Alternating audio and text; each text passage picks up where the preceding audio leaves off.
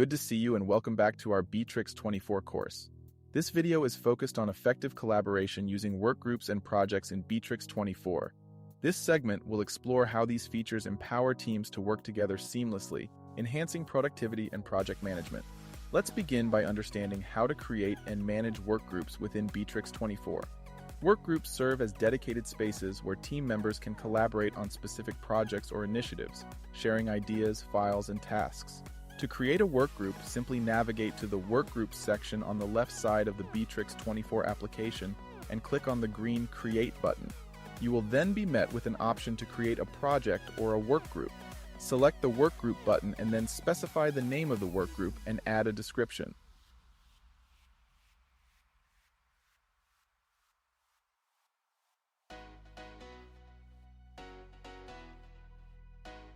Choose a visual theme and an icon. In the Extended Parameters section, you can customize your workgroup by adding tags for easy searchability, specifying available tools, determining workgroup visibility, allowing external user access, calendar features, and managing team members' roles. Then, select the privacy level of the workgroup. Specify the workgroup owner and workgroup moderators. Also, invite your team members to the workgroup. Workgroups provide a centralized platform for communication and coordination, fostering teamwork and alignment. Within workgroups, you'll find a bunch of tools that help manage projects smoothly. Now let's explore project creation in Bitrix24. To create a project in Bitrix24, head to the same Workgroups page on the left side of the Bitrix24 screen.